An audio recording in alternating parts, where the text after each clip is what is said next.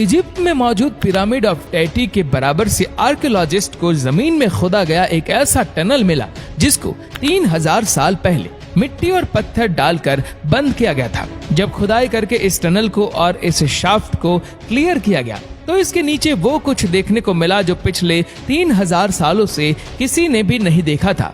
Egypt में pyramid of Giza से करीब 15 किलोमीटर दूर एंशिएंट इजिप्शियंस का एक बहुत बड़ा बैरियल ग्राउंड है जिसको सकारा नेक्रोपोलिस कहा जाता है। फरवरी 2021 में एक मिशन के दौरान इजिप्टोलॉजिस्ट डॉक्टर जाही हवास सकारा नेक्रोपोलिस में एक आर्कियोलॉजिकल मिशन को लीड कर रहे थे। उनको जमीन में खोदी गई एक सीक्रेट शाफ्ट मिली। इस शाफ्ट को रेत और पत्थर डालकर बंद किया गया था, जो इस बात की निशानी थी कि इसके नीचे जरूर कोई ऐसी चीज है जो पिछले हजारों सालों से दफन हो रखी है। ऐसी आर्कियोलॉजिकल साइट्स पर नॉर्मली हाथों की मदद से ध्यान रख के खुदाई की जाती है ताकि किसी इंपॉर्टेंट आर्टिफैक्ट को नुकसान न पहुंच सके। 50 वर्कर्स की एक आर्मी को यह सीक्रेट शाफ्ट खोदने का काम सौंपा गया।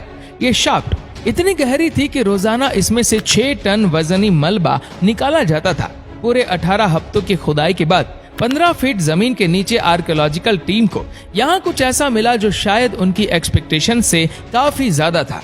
40 टन वजनी लाइमस्टोन से बना सरकोफगस। ये पहली बार हो रहा था कि आर्कियोलॉजिकल टीम को किसी शाफ्ट के अंदर कोई सरकोफगस मिला हो। अगर आपको मालूम नहीं तो आपको बता दें कि सरकोफगस लाइमस्टोन से बने एक कॉफन को कहते हैं, जिसमें अक्सर एंशिएंट इजिप्शियंस अपने किंग, क्वीन या फिर किसी इंपॉर्टेंट शख्स की बॉडी को खजाने समेत डाला करते थे। डॉक्टर जाही हवास का मानना है कि इस सरकोफगस के अंदर जो कुछ भी है उसको कम से कम 3000 साल पहले बंद किया गया था। लेकिन सबसे बड़ा सवाल है कि इस शाफ्ट के बॉटम तक पहुंचने में आर्कियोलॉजिकल टीम को ही इतने हफ्ते लग गए। वहां तक एंशिएंट इजिप्शियंस ने 40 टन वजनी लगभग 6 हाथियों जितना वजनी सरकोफगस कैसे पहुंचाया होगा। इसके ढक्कन को खोलने की तैयारी चल ही रही थी कि सब ने इसमें एक सुराख हुआ देखा। सबके दिमाग में ये सवाल चलने लगा कि क्या पहले भी कोई इस सरकोफगस को एक्सप्लोर कर चुका है या फिर चोरों ने इसके अंदर का खजाना लूट लिया है। जैक की मदद से जब इसका ढक्कन ऊपर किया गया तो सबको जैसे कोई गहरा सदमा सा लग गया। अंदर ना ही कोई मम्मी बची थी और ना ही कोई खजाना, सिर्फ चंद हड्डियों और मलबे के टुकड़े पड़े हुए पाए गए। इसमें खजाने का ना होना इस बात की क्लियर निशानी थी कि यहाँ चोरों ने कभी हमला किया था। लेकिन सवाल ये है कि लगभग 50 फीट की गहराई में 40 टन वजनी पत्थर के ढक्कन को जब मॉडर्न इक्विपमेंट से ही खोलने में इतनी मेहनत लगी तो उस दौर में चोर यहाँ तक पहुँचने में कैसे कामयाब हुए। एक्सपर्ट्स का ख्याल है कि इस टुम्ब पर हमला करने वाले भी वही लोग थे जिन्होंने इसको नीचे पहुंचाया था, क्योंकि उन्हीं लोगों को मालूम था कि इसके अंदर ढेर सारा खजाना है और उन्होंने ढक्कन को उठाने के बजाय उसको खिसकाकर इसमें सुराख किया था। 4 मीटर लंबा और 1.5 मीटर चौड़ा ये 40 टन का सरकोफगस लाइमस्टोन के पत्थर से बना हुआ है। ये पत्थर न्यू इजिप्शियन किंगडम में लग्जोर की पहाड़ियों से लाया गया था, जो तकरीबन इस साइट से 35 किलोमीटर दूर है।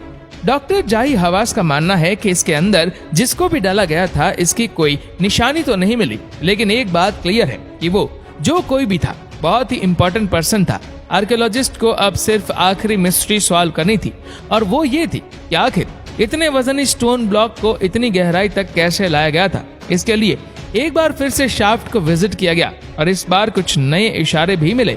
सरकोफगस के नीचे एक खाली जगह नोटिस की गई।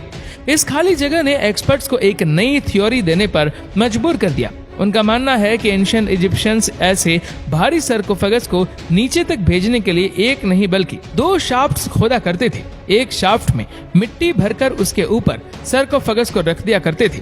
वजन से मिट्टी जगह बनाती हुई दूसरे शाफ्ट में जमा होती जाती थी और ऐसे सरकोफगस नीचे होता जाता था। इस जीनियस टेक्निक की मदद से एंशिएंट इजिप्शियंस भारी से भारी वजन भी बगैर किसी क्रेन या फिर टूल्स की मदद से नीचे लेकर जाया करते थे।